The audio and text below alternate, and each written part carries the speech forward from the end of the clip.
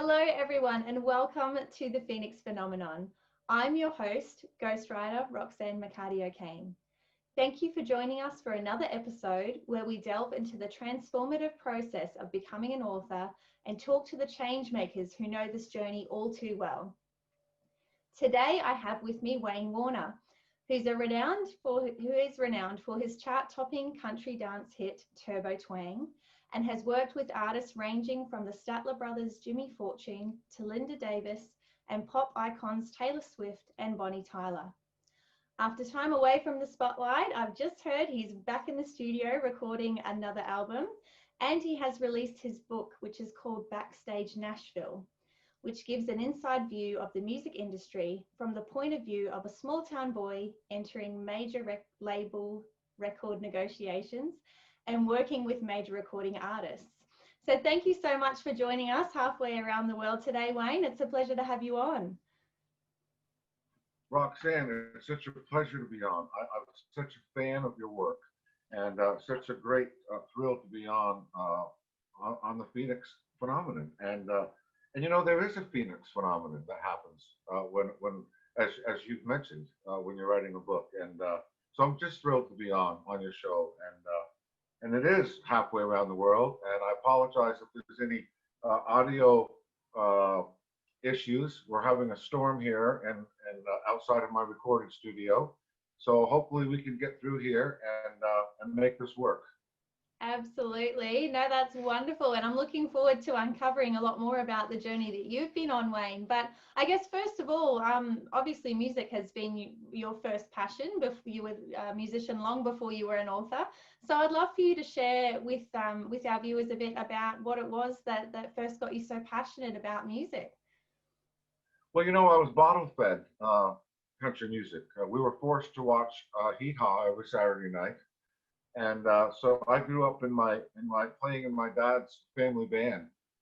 And, you know, I was just amazed. I think I've always been amazed, Roxanne, by the power of words. And, you know, we had some people that were involved in politics in my family, and just the power of words and watching them do speech writing and the impact that words could have. And so being a songwriter, crafting words, and of course you only had 3 minutes, you know, to try to make a story work, and to try to fit a storyline in there that made sense, and to try to connect with somebody in 3 minutes. And I loved the challenge of it. And more importantly than that, and as you know, I mean, you've been a professional writer since what, 2007, I think, somewhere around there. Yeah, that's right. So I didn't only want to make a song. I didn't only want to, you know, write a song in 3 minutes, but I wanted it, even if it was one line, I wanted something that meant something. That was very important to me. I didn't, you know, you mentioned my hit song Turbo Twang, and I'll say it to you because, you know, you and your audience are friends of mine, are going to be, hopefully. It's one of my least favorite songs I ever wrote because to me it had no substance to it, and it became my biggest hit, and I'm honored for that. But I like to even have 1 or 2 lines that has substance to it, and so I've always been intrigued by that and trying to find that magic, those magic words, as you know, and any writer knows, whether it's songwriting, and I suppose, you know, writing several magic lines and writing a book. And so that's always been my attraction to music. Music, you know, I think, and there's a popular phrase, I think music can say things that sometimes words alone would struggle to do. If you can find the right lyric to merge with the right melody, sometimes I think, Roxanne, you can get a message heard that might otherwise be void of the message. One of those projects for me was a song called God Bless the Children. I'm a dad of 2 amazing, beautiful adopted Black sons. And so I wrote a song and recorded a song called God Bless the Children, where so many great singers that many of your audience would know, joined me on that song. And it meant so much more to me, Roxanne, than a gold record, because I ended up getting letters from all over the world who said they never considered adoption until they heard the song and saw this video. And I think that's what I really realized, the power of words merged with the right lyric, the right melody. And that was really a thrill for me to know that. And so now on every album I do, I try to do what I call a project song that has a message for a cause in it. I've done one for drug and alcohol awareness. I'm not ashamed to say I'm a long time 12-stepper. I belong to a 12-step program. And so again, I can use the platform that my career has offered me to try to use words to make a difference. A long way of answering your question. I'm sorry. No, don't apologize at all. It's been amazing. So, no, that's great. And so I guess you're really no stranger to, to tapping into the issues that really matter and to pouring your heart out into every song that you create. Was there ever a time where you struggled with, how far or how much of yourself you wanted to share? Absolutely. On a personal level, yes. I've always been militant about my private life. I'm not sure exactly the genesis of that, Roxanne. I think as an artist, I think we're kind of somewhat I think at least most of the artists I know, we look for the corner in a crowd. I don't know what that is. It's the intellect about us or something. And it's amazing. Some of the most famous people I know are the most shy. Yeah. And I'm certainly one of those people that I'm a very private, shy person, no question about it. And when I'm on stage, I find I'm never comfortable in an audience, but on a stage, it's a very controlled, I guess you could say my controlled environment. But when I'm out of my, controlled environment, I can get very uncomfortable. But I've never been comfortable with the celebrity part of the gig. I love the creative part of it. I'm in my studio now. I love to watch the music that we create come out of the speakers. The words. I love to see the music we put to those words, and I love that aspect of it. The rest of it, not so much. We do it, and it's part of the gig. But again, if it allows me to do songs like "God Bless the Children," and another one I did called "Black and White Rainbows," one of the toughest songs I ever wrote and produced for drug and alcohol awareness. Toughest project I ever did. Very personal to me. But yet the song is used in recovery centers. They play it at school graduations. Very tough video to watch. And they play it in prisons. So if going out there and playing that role outside of the studio will keep allowing me that platform to be on here with someone as amazing as you and on this amazing show, and to be able to talk about those topics and to talk about the amazing blessing of adoption and sobriety, then of course I'll do it, But the creative, and when you're sitting down being a writer, when you get that paragraph or when you get that storyline, and you know how that feels, and it can be alone at 3 o'clock in the morning, and you just get it, and that's what drives me, and you just know that there's going to be people who get it along with you, and when you get that reward, back when I remember, putting out songs and getting mail from people who said that they used a song of mine at a wedding or at a funeral or at graduation. I mean, to know that the words that you were digging for, that rhyme, that line that made that made sense, connected with somebody on that level that you can be used even via digital media to be invited into someone's life, into their car, into their living rooms. It's it's a blessing, you know. It's a blessing. And you know something that I think it was you that said it, Roxanne, and it's so true. And I know that now more than ever, having now written a book, that everyone's life is a story, you know. And I hope that people will really utilize someone as gifted as you to tell that story, because you know we're all different the same, and if we can just use each other's experiences and how we got through them uh, to share with each other how we survive, you know, different elements of our lives. There's just so much we can learn from each other, so much. And that's something I really learned from the experience of putting my pen to paper and putting this book out. And I got to tell you, writing a book was something I never dreamed I would be doing. I never thought I'd be on here talking to the Phoenix phenomenon about a book. It just was not on my bucket list. Yeah. You know, it was certain things that came together. You know, a certain co-write with Taylor Swift, and also I think Roxanne, I was amazed by how the book publishing and music publishing mirrored each other so much. Those two worlds of entertainment, you know, the publicity departments and the promotional aspects of it all.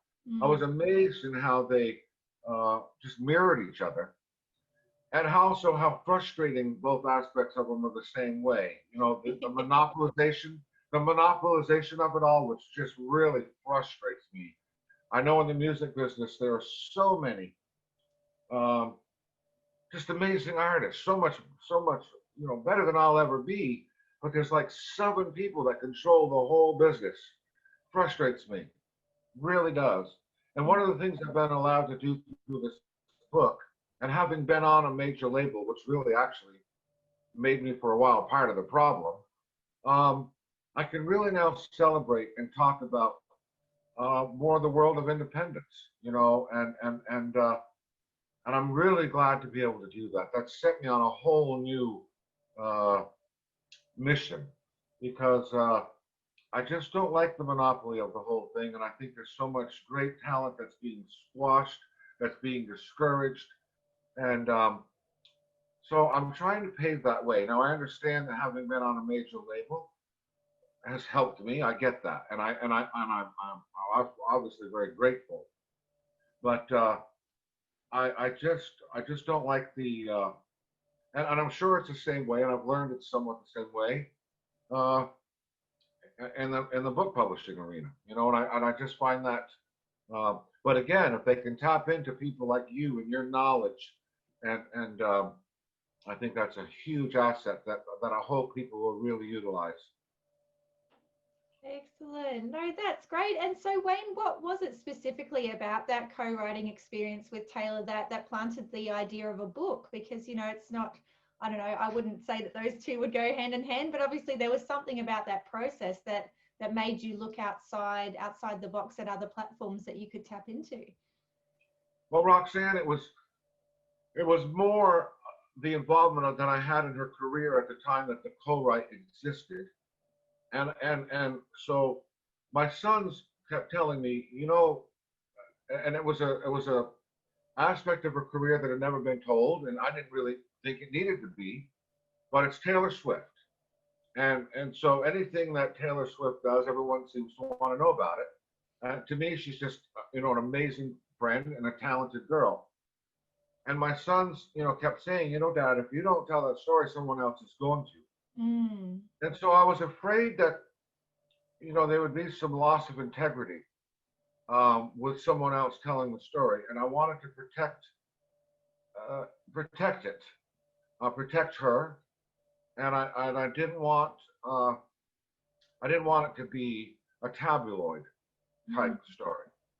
And after I had written the book, there were uh, publishers and stuff that wanted to get involved in it and wanted to make it more of a tabloid Yeah. type story. Yeah. And so that wasn't my goal. That wasn't what it was going to be about. And the other thing my sons told me, and I still rejected the idea of writing a book. But then, Roxanne, I thought if we could tap into some of the other things that we just talked about, if I could use my uh, affiliations in the music business and my experiences in the music business of having been on a major label to tell some artists what to expect that I wished I had known going into it, and to use that as a Trojan horse to then talk about my experiences with addiction and, more importantly, sobriety, then I became willing to do it. And that, I guess, was probably my Northern Star. And so I sat down one night reluctantly and I typed that first sentence. And the next thing I knew, I was typing the last one. Wow. And that's exactly how it happened. And I I'm not a learned man. I quit school in 8th grade, and I'm not bragging about that. I made my first record when I was 16 years old, and I went out on tour. And so I wanted the book to just be told as I told it. I didn't have it polished. I knew what my audience was going to be. And I mean, obviously, we had somebody like you looking over it and making sure it wasn't, written too bad. But I wanted it to be. I just wanted it to be from my heart and soul. And I'm amazed by the connectivity that it made. I've always been, as I said earlier, very blessed to connect with people via that 3-minute song in digital format. But now I'm getting these letters that are 3 pages long, and they're talking about their own journey into sobriety, or they're sending me pictures of their adopted beautiful family, and they're talking about their struggles with the music business. And it's just, heartfelt, a different type of connection. And what a gift that's been. And I got to tell you, something I didn't expect. And I certainly didn't expect the reviews I'm getting. And I didn't expect to be talking with people, at your level. And so it's just been an amazing journey. Another part, it's just another arm of my music career that I just never expected. We had all these book tours and everything lined up. I was very blessed to be working with the Dolly Parton team. And of course, then COVID came along and had no guilt or shame about changing all of our plans. But that allowed me time also to be working on my new album. So as you know, we work on, was it you that said something about finding your why? Yes. Well, so we find our why in everything we do. And I've been thrilled to be here in my studio and in Nashville to be working on the new album. And so it's just been great. And I think everybody should find their why. And it's funny, that little letter is sometimes can be a little bit elusive, but it's a great thing when you find it. Absolutely. Well, and it takes a lot of bravery to find it too, because often, it is buried under a few layers. We do like to, the way that we just go about our day to day, we don't often have that time to reflect. So to be able to uncover it and to run with it is just amazing. So Roxanne, you hit on something so powerful there. Bravery was something, I don't know how many times I said, I'm not going to put this out there. I have never, my songs are certainly come from me, but very surface. You know what I mean? There's nothing in this book that's surface, I don't think. And that was, it was one of the bravest things I think I've ever done. But on the other hand, that also made it very rewarding. When it did go out and I started getting this feedback, and it just blew my mind. It was a scary thing to do, but again, very, very rewarding. Absolutely. And what I love about your book too, like you said, nothing about it is surface level. Like this is not your standard hero's journey, the rags to riches music star. It's like, there's elements of your journey in that direction, but it's very much about all these other elements and particularly about racial climate challenges that you faced, as well as your, the addiction and trying to build a family through adoption and all that, all those amazing things. Can you tell us a bit about, how you mentioned it was these words just flowed onto the page, but were there any moments where I guess you were maybe a bit afraid to talk about these things or to bring them out into the light? Or was this your why and this was what was driving you to get to get the spotlight on these issues? Well, there were some things that I was worried about. I wanted to be careful about offending other people. I wasn't so much worried about offending the industry, Mm-hmm. because there are some things, Roxanne, that need to be changed, that I thought needed to be addressed. Now there are some things slowly changing, but slowly is underlined and capitalized in that by that, and it's we don't have time for slowly anymore. It's slowly is gone past, on some of these things. As I mentioned earlier, I have two amazing black boys, which I'm so thrilled about. And by the way, in northern Vermont, where I live, that's rare. And I never lose my boys in the snow. So it's a great thing. And I'm just so proud of my sons. But country music was very, in my opinion, slow. The one thing about art, I think, Roxanne, I'm a fan of art. You being a writer, I think it's safe to say you are too. Mm-hmm. And I always think art is better when there's colors involved. And I think country music was slow, in my opinion, to embrace that theme. And as a dad of, well, colored sons, that bothered me. And so I think it's my duty, to voice that. And so if some people in the industry are offended by that, oh well, you know, having been on a major label and knowing knowing that I won't go back to a major label, what have I got to lose? Mm. And so I feel like it's my duty, um, to having had that experience. I feel like I'm kind of complacent if I don't try to make a difference. And so again, we talked earlier about the power of words. Yes. And again, I hope the book wasn't offensive. I didn't mean it to be. I tried to do it with, you can use a lot of words, and I tried to do it with words that mirrored and reflected compassion and love, I hope, but also with an understanding that things needed to be changed. Yeah. Yeah. And so again, I hoped I used my limited knowledge, um, of writing a book in a way that can make people maybe see things uh, through different a different vision. I being a white father of black sons can sometimes have a unique experience. And this is what I was talking about earlier about people tapping into the resources of a ghostwriter and sharing different experiences with each other so that we can uh, grow through each other's experiences.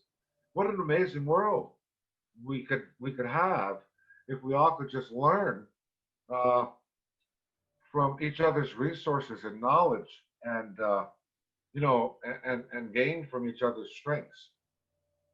Absolutely. And you've talked about, the impact that has been felt from the release of this book, the people that have contacted you from around the world and shared these amazing stories with you. I'd like to ask how your sons reacted. What was it like for them to see, the first physical copies of this book that they had encouraged you to write? Well, the day that the books actually arrived here, they were we opened up the box together, and they're the ones that they were the genesis of the whole thing. And I would call them and read, what do you think of this? What do you think of that? And that was one of those, and you know what I mean, Roxanne, and all your viewers and listeners will know what I mean. There are times in life, and they don't last long enough, but you have, and I've had them on stage before. You'll have these wow moments, just like wow, and it's gone like that. I've learned now, as I get older, to really acknowledge them when they happen. And that was one of them. I've had them on stage. I'll share one night. I'll share one. I'm sure a lot of your audience will know who Bonnie Tyler is, or they'll know her song "Total Eclipse of the Heart." And she did a duet with me on an album, and I've always been a fan of Total Eclipse of the Heart, and I Need a Hero, and I learned a lot from that experience because there was a country artist, a well-known country artist, who was supposed to do that song with me, and in fact did record the song with me. And at that time, we'll go into the entertainment gossip column thing for just a little bit. I don't like to go there. But we will. And I was a fan of this amazing singer. But at that time, I was fairly newly sober, and she was far from it, and getting in a lot of tabloid headlines for being just that. Mm-hmm. And I didn't want to be connected to that kind of tabloid headlines at that time. I still wouldn't. And so I asked the record label just not to put the record out. And I felt terrible about it because I was such a fan and the record sounded great. And, to be singing with her was and is an honor. But we ended up, not putting the record out. And I actually forgot about the song. And then I was working on a new album, and I tend to, and you being a writer will understand this, and all your writer listeners will understand this. Ballads, I like to write slower ballad songs more than I do up-tempo songs because they rely more on the words, on the lyrics. They're not driven by beats and drums and bass. They challenge me as a writer. And so I was listening back to the album that I thought was done, and I said, it's too ballad heavy. I need an up-tempo song. And so I went back to my catalog, and I came across that song that I did with that other country artist, an up-tempo rocking song. And I said, geez, that's a good song. I'd forgotten about that. Who can I get to sing it with me? I'll recut this song for this album. And I was sitting in this house at my kitchen table with the radio on, drinking my coffee out of my Fab Dad cup that my son's got me. And on came Bonnie Tyler singing Total Eclipse of the Heart. And I said, that's the one. She's the one. She's got to be the one to sing this song with me. She's the only one. And coincidentally, we had some mutual friends. And within an hour, I had sent her the song. She says, I love it. I'll do it.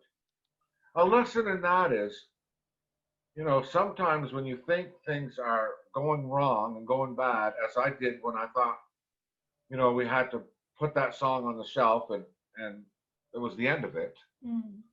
I ended up with one of my heroes singing on the song with me. And that was a good lesson for me, And so every time I hear that song, I'm reminded of that sometimes things just don't go the way that you think they should for a reason. I think Garth had a song called Unanswered Prayers. Thanks for unanswered prayers. And so a good lesson for me. And I write about that in the book. And Bonnie Tyler makes me sound a lot better than I really do. Yeah. Excellent. No, that's great. And so, obviously you were well versed in being able to really capture people in that 3-minute window. And as you would know now, writing long form in a book is a completely different beast. But it sounds like you really just tapped into your heart and really poured out the messages that needed to be said. But I guess, did you find any challenges in switching formats from that songwriting ability through to creating your book? Roxanne, I'm sure I would have if I had done it right. I mean, I don't know how to write a book. I'm sure that someone like read this book and thought, this isn't right, and this isn't right, and this isn't right. But I literally, as I said, I sat down one night and wrote the first sentence, and I tried to do it in sort of a rhythmic way, I guess, like I would a song. And I'm sure that's completely wrong. But I just did it as I would, I suppose, a song. You know, uh, uh, uh, I don't know, a 25 chapter song. Does that make any sense at all? Yeah, it does. Well, if it worked for you, obviously, that's amazing. I mean, I've never talked to an author before I wrote this book. I didn't get any pointers.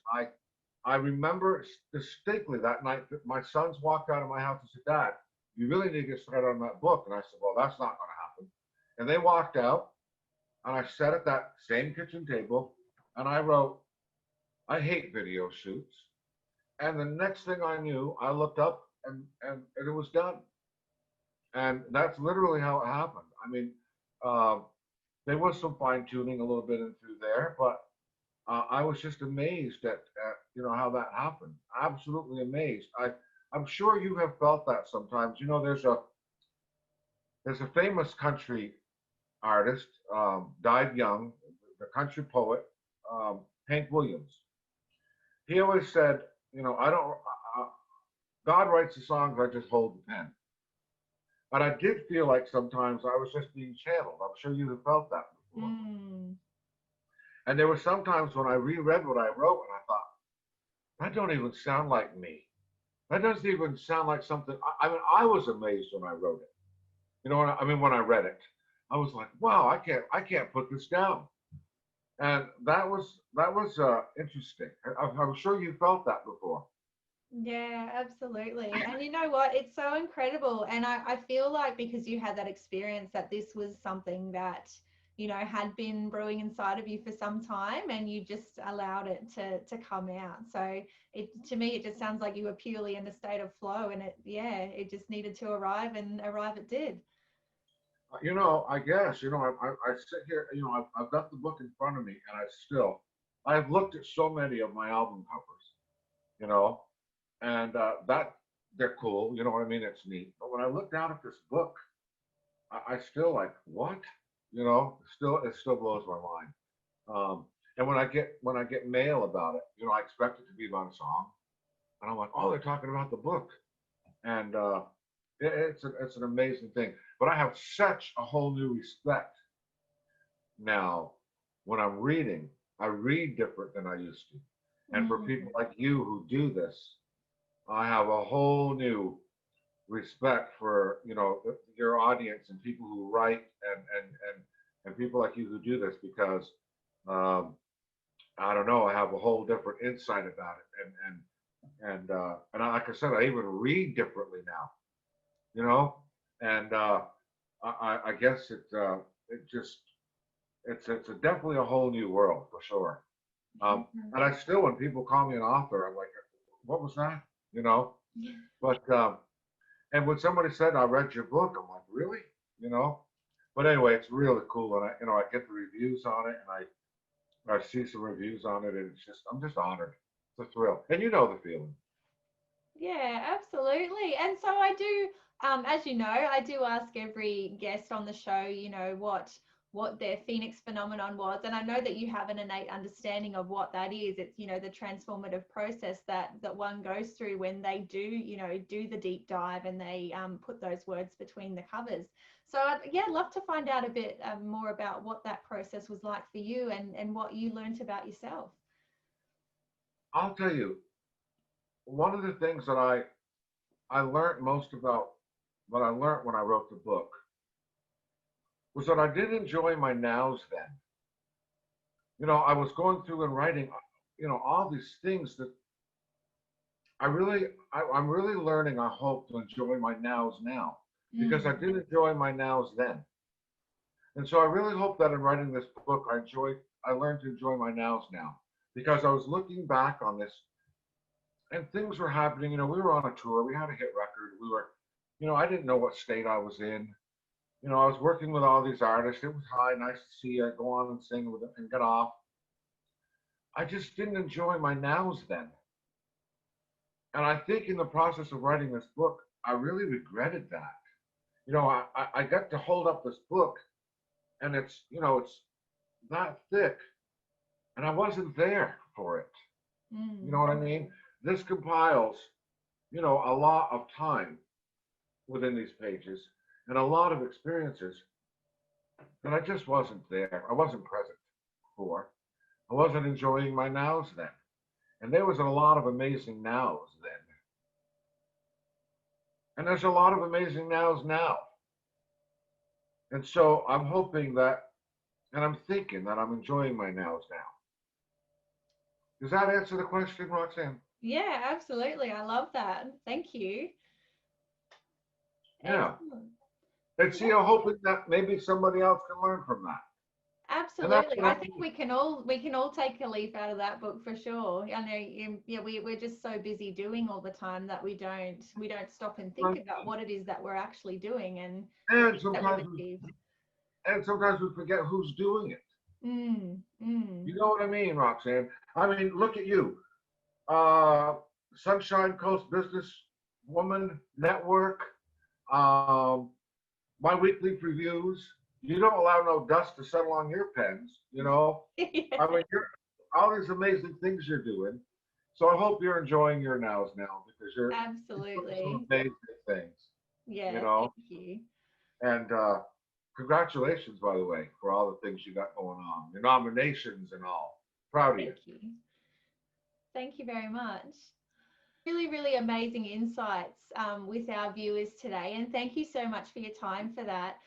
Now, I do always wrap up these great conversations with just some advice. So a lot of people who are listening are really keen to know about the author's journey. You know, it's so different for everyone, which is what I love about this show.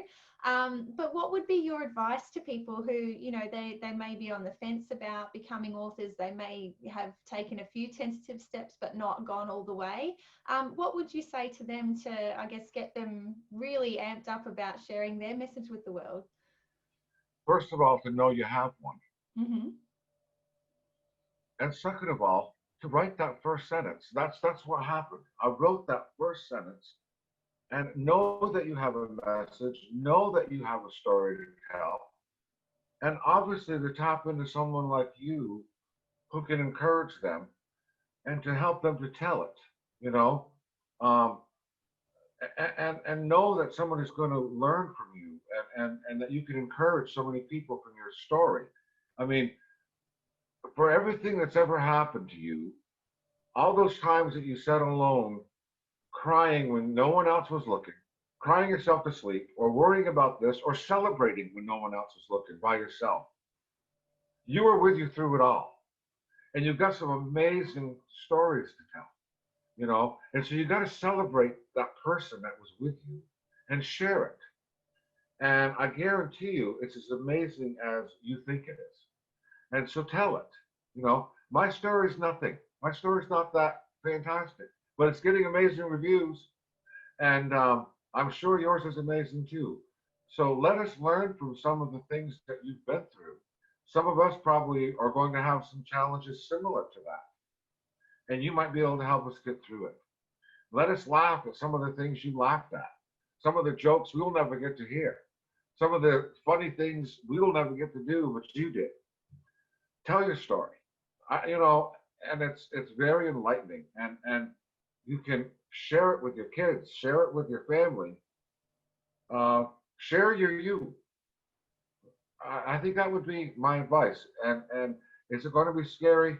Yeah, but it's a fun, scary kind. It's a fun kind of scary, and it's very rewarding.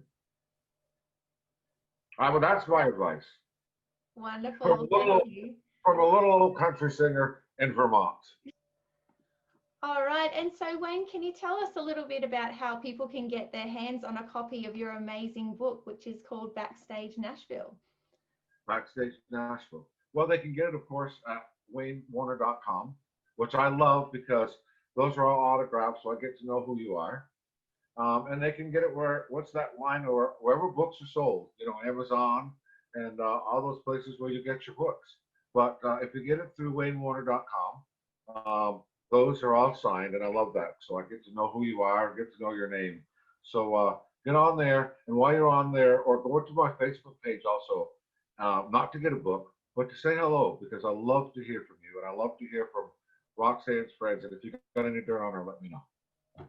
Excellent. Thank you so much, Wayne. And yeah, thank you so much for joining us, for giving us your time tonight. It was a real pleasure to get to know you and your story a little bit more, and for you to share your incredible insights with our viewers. So thank you. I hope that the weather made the audio bad enough so that I sound more intelligent than I am. And thank you so much. Thank you so much. And to all your listeners out there, be safe, love one another, stay well. And for all the people on the front lines, thank you for all you do. And thanks so much for having me on. I appreciate it, Roxanne. Wonderful. Thank you.